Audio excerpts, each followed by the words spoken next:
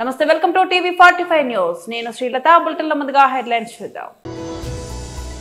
మీడియాతో మాట్లాడుతున్న డాక్టర్ గంగడి మనోహర్ రెడ్డి మరియు శ్రీమతి రాణి రుద్రమ మరియు శ్రీ సావెల్ల మహేందర్. అన్ని జిల్లాల కలెక్టర్లతో మీడియా కాన్ఫరెన్స్ లో మాట్లాడుతున్న ముఖ్యమంత్రి రేవంత్ రెడ్డి.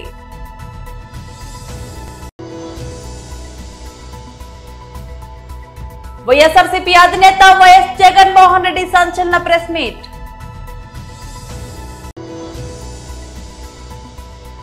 నేడు రేపు తెలంగాణ అంతటికీ రెడ్ అలర్ట్ జారీ. మీడియాతో మాట్లాడుతున్న డాక్టర్ గంగడి మనోహర్ రెడ్డి మరియు శ్రీమతి రాణి రుద్రమ మరియు శ్రీ సావెల్ల మనోహర్ రెడ్డి. మీడియా మిత్రులకు నమస్కారం.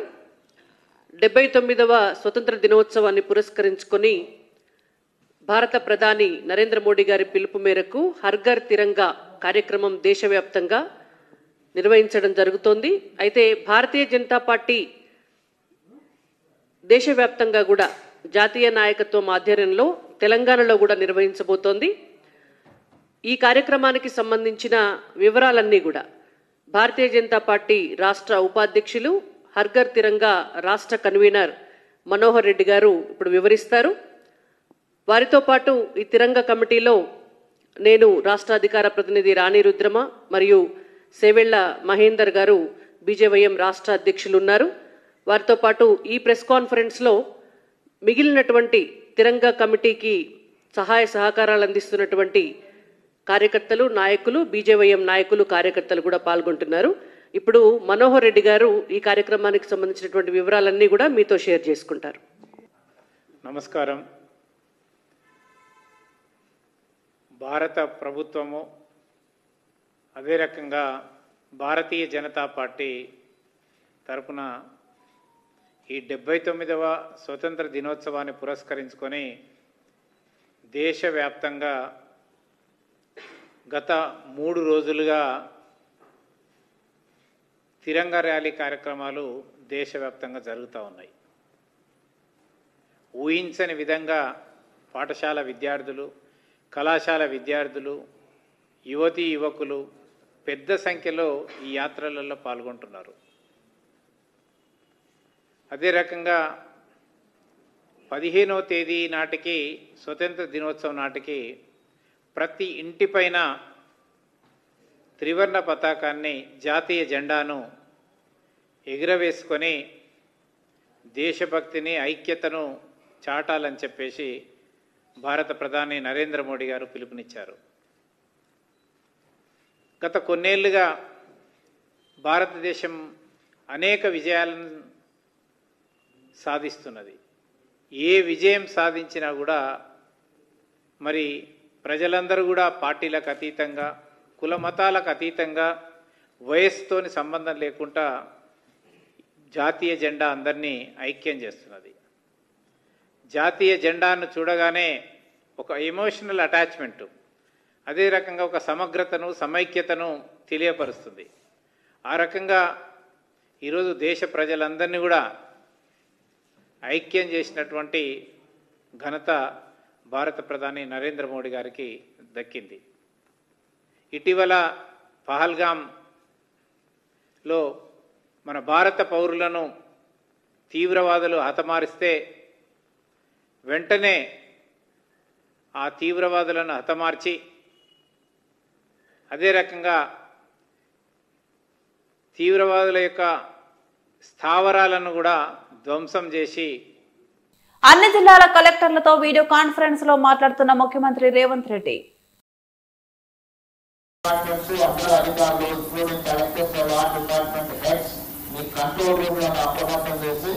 మొత్తం యాక్టివేట్ చేసుకోవాలి. అందరినీ 24/7 కంట్రోల్ రూమ్ లో ఉండి సమాచారాన్ని సేకరించి ఎప్పటికప్పుడు లోకల్గా అప్రమత్తం చేసే పరిస్థితి చేసుకోవడానికి మీరు కరెక్ట్ గా ప్లాన్ చేసుకోవాలి.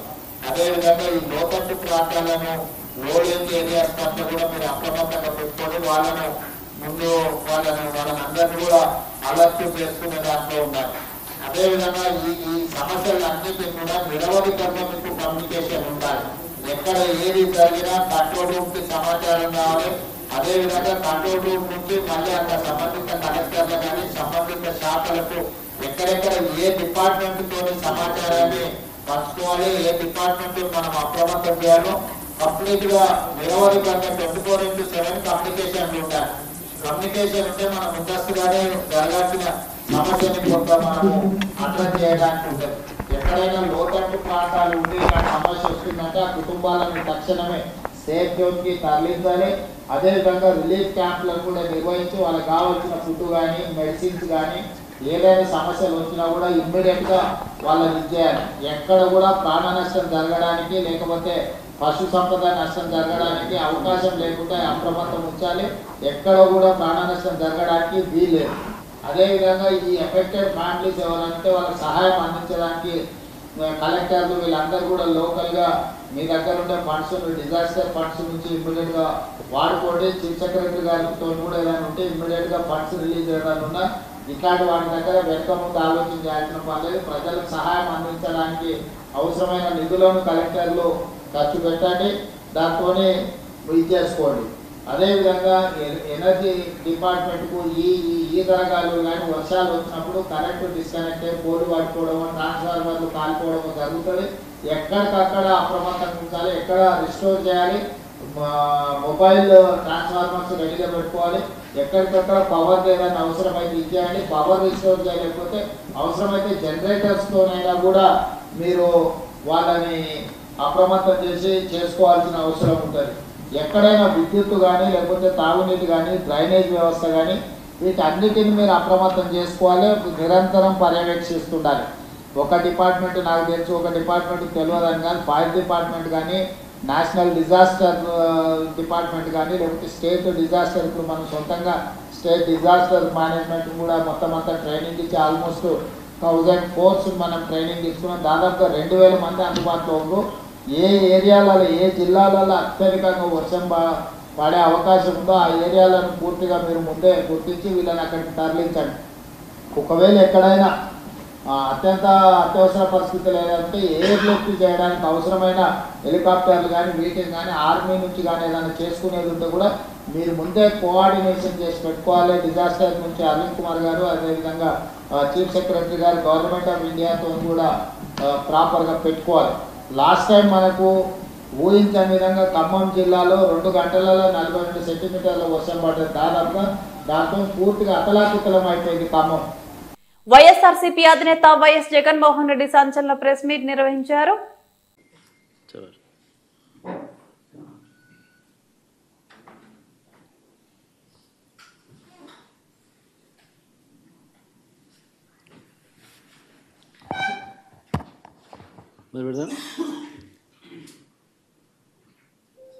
ఈరోజు రాష్ట్రంలో ప్రజాస్వామ్యం అన్నది కనపడడం లేదు. ప్రజాస్వామ్యం పూర్తిగా లేని పరిస్థితి రాష్ట్రంలో ఉంది అని చెప్పడానికి నిన్న జరిగిన ఎన్నికలే ప్రత్యక్ష ఉదాహరణ. నా పక్కన ఇటువైపున అటువైపున ఉన్న వాళ్ళు ఇద్దరు జెడ్పీటీసీ కంటెస్టెడ్ క్యాండిడేట్స్. నా కుడివైపున హేమంత్ పులివెందుల జెడ్పీటీసీ, పులివెందుల రూరల్ మండలానికి జెడ్పీటీసీ కంటెస్టెడ్ క్యాండిడేట్. ఇటు పక్కన సుబ్బారెడ్డి ఒంటిమిట్ట జెడ్పీటీసీ స్థానానికి కంటెస్టెడ్ క్యాండిడేట్. రాష్ట్రంలో ఇవాళ ఎలాంటి పరిస్థితులు ఉన్నాయి అని చెప్పడానికి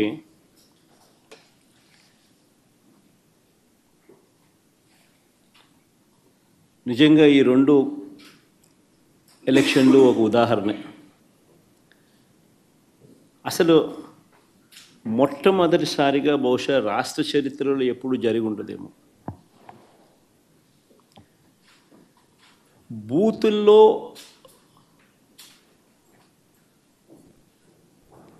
పార్టీకి సంబంధించిన ఏజెంట్ లేకుండా వైఎస్ఆర్సీపీ ప్రతిపక్ష పార్టీ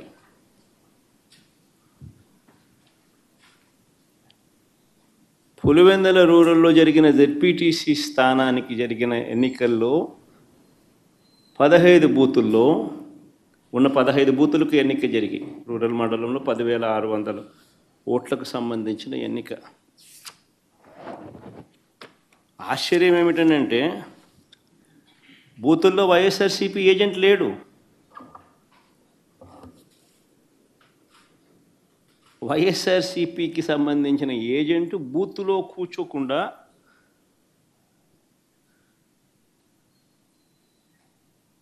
బూత్ దగ్గరికే మనిషి పోలేని పరిస్థితిలో బూత్లో ఏజెంటే లేకుండా ఎన్నికలు రిగ్గింగ్ చేసినారు. భారీ వర్షాల నేపథ్యంలో హైదరాబాద్ వాతావరణ కేంద్రం ఇవాళ రేపు తెలంగాణ అంతటికి రెడ్ అలర్ట్ జారీ చేసింది. ఈ మేరకు వాతావరణ కేంద్రం డైరెక్టర్ నాగరత్నం ప్రకటించారు. ఖమ్మం, భద్రాద్రి, మెదక్, వికారాబాద్, భూపాలపల్లి, ములుగు, మేడ్చల్, మల్కాజిగిరి జిల్లాలకు రెడ్ అలర్ట్ జారీ చేసినట్లు వెల్లడించారు. అలాగే కామారెడ్డి, జనగామ, కొమరంభీం, ఆసిఫాబాద్, ఆదిలాబాద్, హైదరాబాద్, మంచిర్యాల, నల్గొండ, రంగారెడ్డి, సిద్దిపేట, వరంగల్, హన్మకొండ, మహబూబాబాద్, మంచిర్యాల జిల్లాలకు ఆరెంజ్ అలర్ట్ జారీ చేసినట్లు తెలిపారు. రాష్ట్ర వ్యాప్తంగా రేపు కూడా వర్షాలు కురిసే అవకాశం ఉందన్నారు. ఇక హైదరాబాద్, రంగారెడ్డి జిల్లాలో భారీ నుంచి అతి భారీ వర్షాలు పడొచ్చని నాగరత్నం తెలిపారు.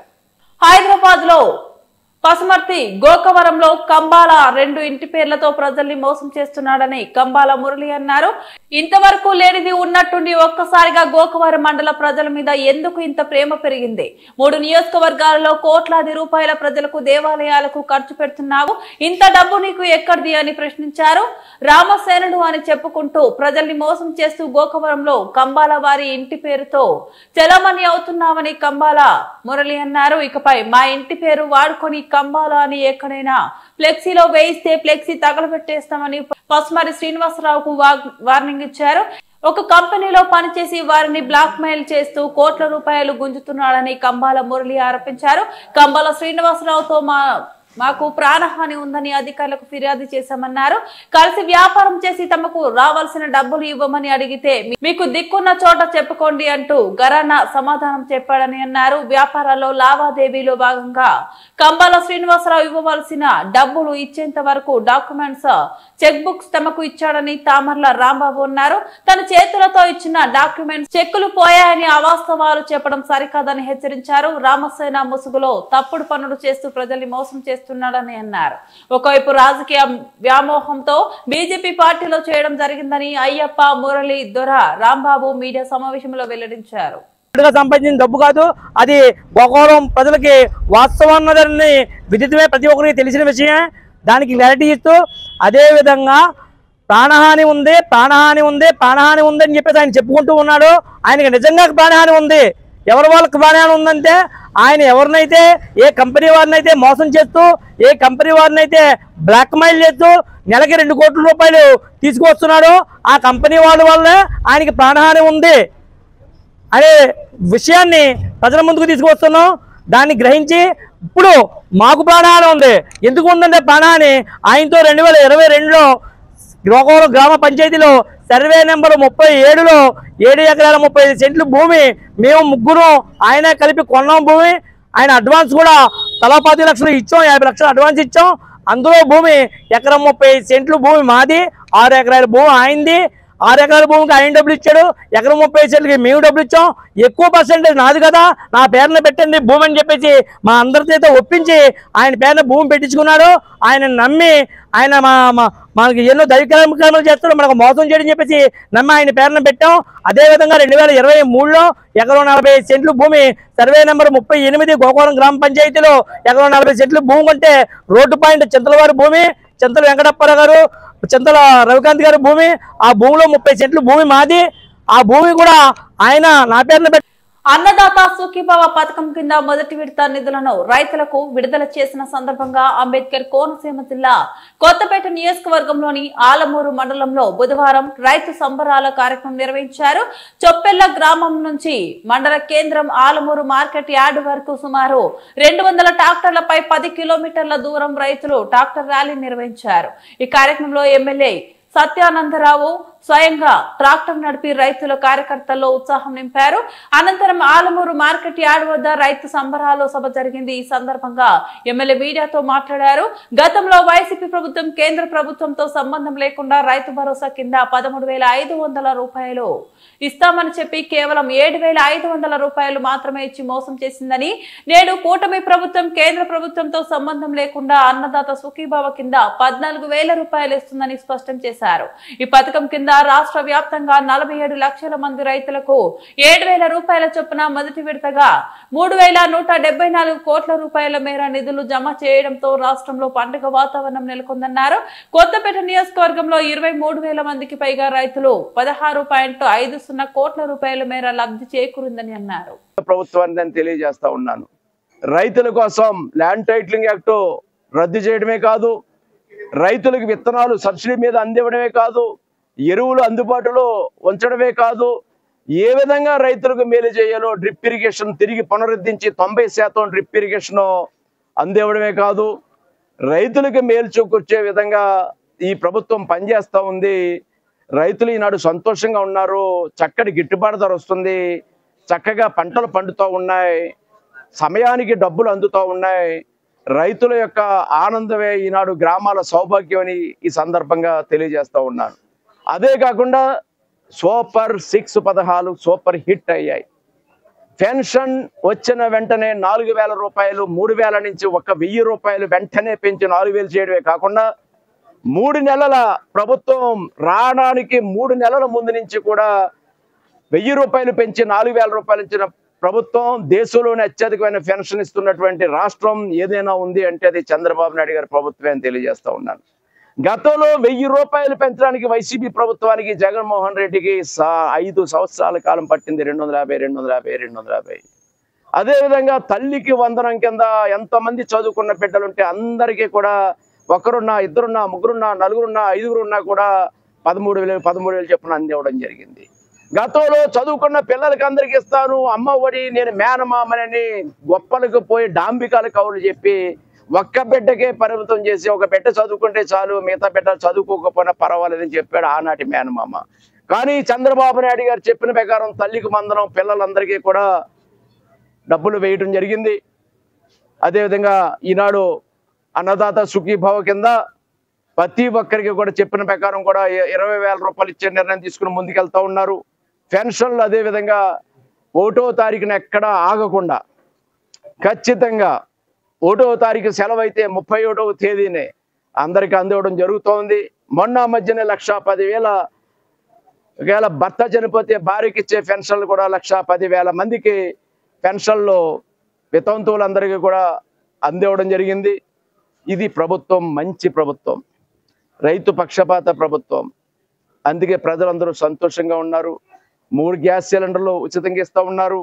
గోతిలేని రహదారు. పులివెందుల ఎమ్మెల్యే జగన్మోహన్ రెడ్డి వల్లు వలిసి మాట్లాడుతున్నారు. 30 ఏళ్ల తర్వాత తొలిసారిగా పులివెందుల జెడ్పీటీసీ ఎన్నికకు నామినేషన్లు దాఖలు కావడం, పోలింగ్ జరగడంతో ఓర్చుకోలేకపోతున్నారు. ఇవే చివరి ఎన్నికలు అని, కృష్ణారామ అని జపం చేసుకోవాలని, నరకానికి పోతారని అంటూ చంద్రబాబు నాయుడుపై నోరు పారేసుకుంటున్నారు.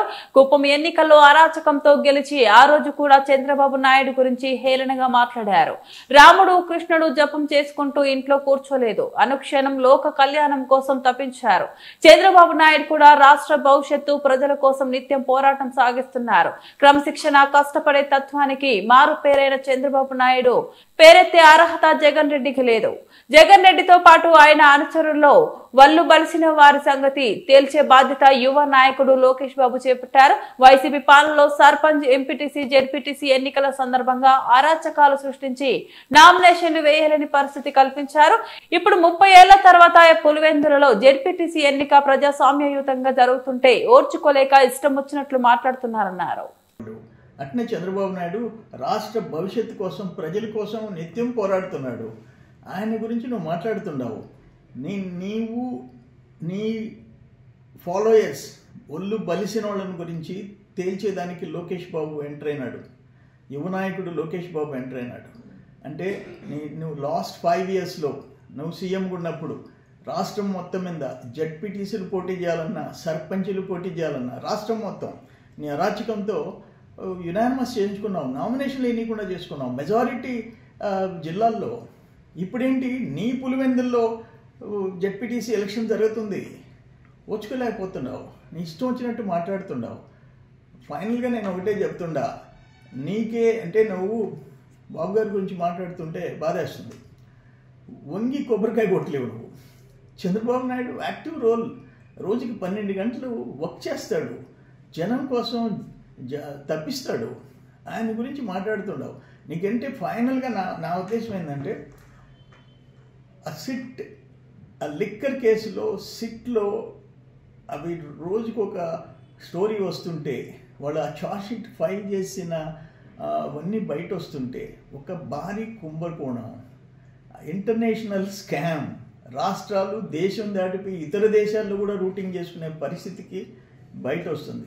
అందుకని నువ్వు ఓచుకోలేక నీ ఇష్టం వచ్చినట్టు మాట్లాడతావు. నీ వయసు ఎంత, నీ అర్హత ఏంది? ఎవరో చెప్తున్నారు, ఈయన రాజకీయం చేయాలంటే, ఈయన ముఖ్యమంత్రి కావాలంటే వాళ్ళ న్యాయం చనిపోవాలా, ఈయన ముఖ్యమంత్రిగా కొనసాగాలంటే వాళ్ళ చిన్నాయన చనిపోవాలా. ఇది నీ స్ట్రాటజీ. అటువంటిది ఒక సీనియర్ నాయకుడు చంద్రబాబు నాయుడు, ఆయన ఏజ్ ఎంత, ఆయన ఎక్స్పీరియన్స్ ఎంత, ఆయన బ్యాక్గ్రౌండ్ ఏంది, నువ్వేంటి, నీ బ్యాక్గ్రౌండ్ ఏంది? నువ్వు నీ ఇష్టం వచ్చినట్టు మాట్లాడతావు. బాబు గారి గురించి అనుభవించి తీరుతావు. జాగ్రత్త, మాట్లాడేటప్పుడు ఒళ్ళు దగ్గర పెట్టుకో మాట్లాడు. బులెటిన్ ముగించే ముందు మరోసారి హెడ్లైన్స్ చూద్దాం. మీడియాతో మాట్లాడుతున్న డాక్టర్ గంగడి మనోహర్ రెడ్డి మరియు శ్రీమతి రాణి రుద్రమ మరియు శ్రీ సావెల్ల మహేందర్. అన్ని జిల్లాల కలెక్టర్లతో మీడియా కాన్ఫరెన్స్ లో మాట్లాడుతున్న ముఖ్యమంత్రి రేవంత్ రెడ్డి.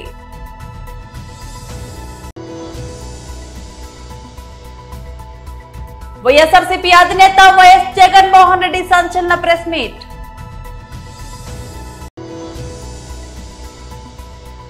నేడు రేపు తెలంగాణ అంతటికి రెడ్ అలర్ట్ జారీ. ఇవి బులెటిన్ అప్డేట్స్. మరో బులెటిన్ లో మళ్ళీ కలుద్దాం. అంతవరకు సెలవు. నమస్తే.